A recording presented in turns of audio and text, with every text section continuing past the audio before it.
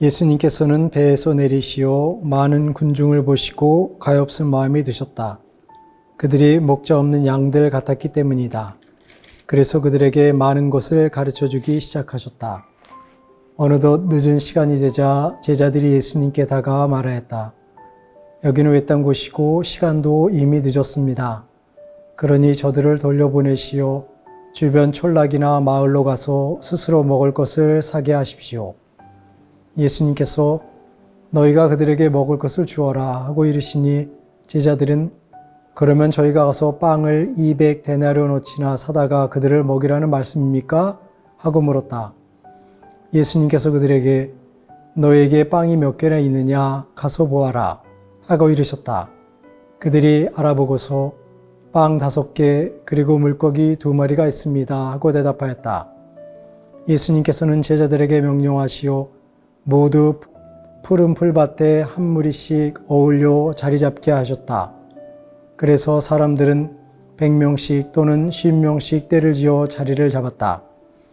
예수님께서는 빵 5개와 물고기 2마리를 손에 들고 하늘을 우러러 찬미를 드리신 다음 빵을 떼어 제자들에게 주시며 사람들에게 나누어 주도록 하셨다. 물고기 2마리도 모든 사람에게 나누어 주셨다. 사람들은 모두 배불리 먹었다. 그리고 남은 빵 조각과 물고기를 모으니 12광주리에 가득 찼다. 빵을 먹은 사람은 장정만도 5,000명이었다.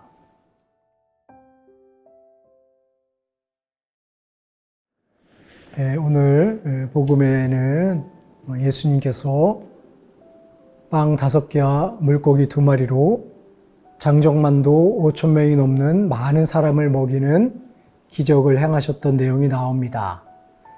그래서 이 기적 이야기를 통해서 많은 사람들은 예수님의 놀라운 능력을 생각하기도 하고 예수님이 정말 하느님의 아들이니까 이런 신비스러운 일을 행하셨구나라고 생각을 합니다.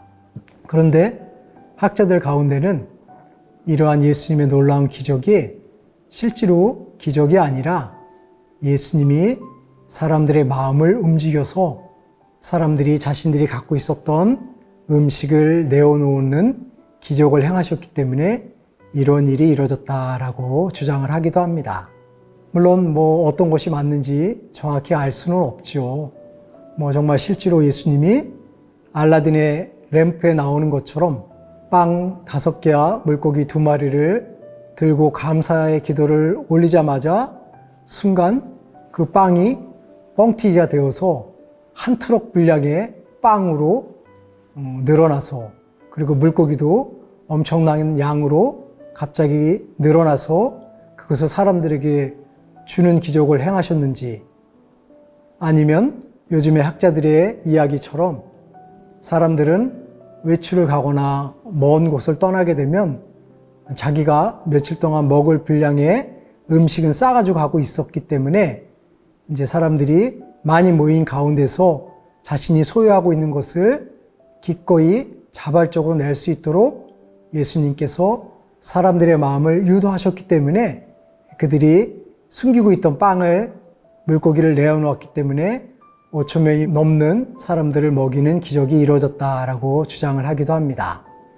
어떤 것이 정말 예수님의 기적인지 정확히 알 수는 없지만 중요한 것은 예수님을 통해서 그런 놀라운 일이 벌어졌다는 것은 분명한 사실이죠.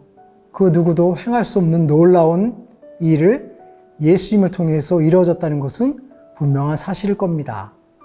그래서 저도 이 복음을 묵상하면서 도대체 어떤 것이 예수님을 통해서 그런 놀라운 기적을 만들어낼 수 있었을까를 생각해 보았습니다. 그런데 저는 예수님의 그런 놀라운 기적이 구체적으로 어떻게 이루어졌는가라는 것에 포커스를 맞추기보다는 그러한 배고픈 사람들을 먹이기 위한 예수님의 움직임이 더 포커스가 되더라고요.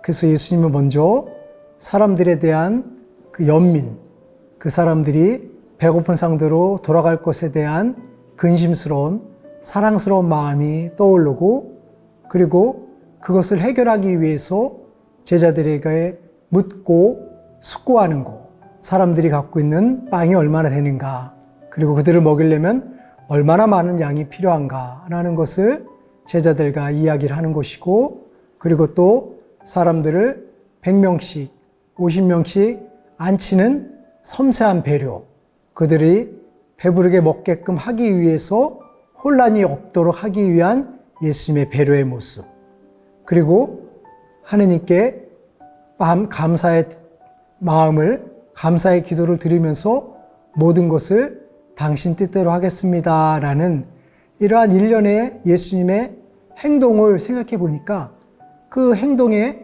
기저에는 사람들에 대한 깊은 사랑의 마음, 배려의 마음, 그리고 하느님에 대한 신뢰의 마음 등등이 녹아져 내려 있는 것을 볼 수가 있었습니다.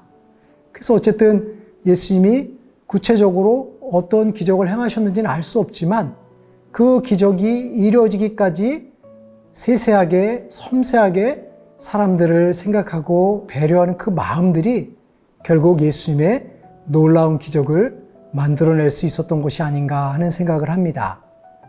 그래서 저는 이 기적 행위를 통해서 예수님의 그 깊은 사랑이 아주 잘 묘사되고 있는 것을 생생하게 느낄 수가 있었습니다.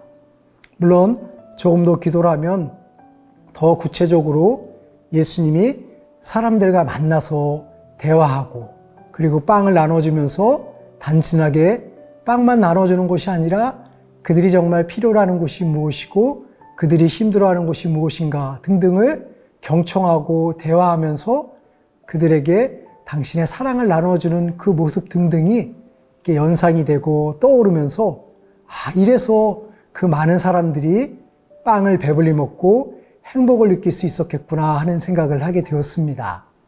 그래서 우리가 예수님을 통해서 많은 기적들을 얻기를 원하고 있지만 우리의 눈으로 드러나는 그 기적의 결과만이 아니라 그 기적을 만들어내기 이전부터 행하시는 예수님의 그런 따뜻한 사랑을 우리가 느끼고 체험할 수 있으면 우리의 삶이 얼마나 풍요로워질까 하는 생각을 합니다. 그래서 단순하게 결과만을 놓고 결과에 의지해서 판단하는 것이 아니라 결과가 나오기 이전부터 주님을 신뢰하고 주님께 의탁하며 주님의 놀라운 신비를 체험하고 그 체험을 확연하게 느끼고 그 체험된 것을 신앙으로 승화할 수 있는 우리들에게 필요한 은총을 청하는 것도 우리 삶에 놀라운 기적을 창출하고 체험할 수 있는 좋은 기회가 아닌가 하는 생각을 합니다. 그래서 기적이라는 것은 기적의 결과가 이루어지는 순간 끝나는 것이 아니라 그 기적을 청하고 주님께 애원하고 주님께 부탁드리는 그 순간부터 이미 기적은 시작이 되는 것이죠. 다만 그 기적의 결과는 우리가 생각하는 날이 아니라 주님의 뜻에 의해서 주님께서 원하시는 순간에 결과로 맺음을 할 수 있으리라고 생각이 듭니다. 그래서 우리들의 매 삶은 늘 기적이 이루어지는 여정임을 생각하면서 결과는 주님께 의탁하고 우리는 다만 그 기적이 이루어질 수 있도록 동기를 유발하고 주님께 부탁하고 주님께 애원하고 주님과 더불어 살아가는 삶을 살아간다면 우리의 매 순간순간은 기적의 연속이요 기적의 충만함으로서의 삶이 이루어질 것입니다. 지금 이렇게 저와 함께 복음을 듣는 이 순간도 이미 기적이 이루어지는 과정 중에 있는 것이죠. 저를 통해서 또 저는 제 영상물을 바라보는 여러분들을 통해서 여러분들의 마음이 따뜻해지고 풍요로워지고 행복해짐을 느끼고 또 그것을 통해서 예수님께 더 가까이 가려고 하는 마음들이 피어오르는 그 과정이 이미 기적의 시작이라고 생각이 듭니다. 그래서 우리는 늘 기적 속에서 살아가고 있는 신앙인임을 생각하면서 늘 주님이 주시는 그 기적의 풍요로움 속에서 기적과 함께 행복한 시간을 보낼 수 있으면 좋겠습니다. 감사합니다.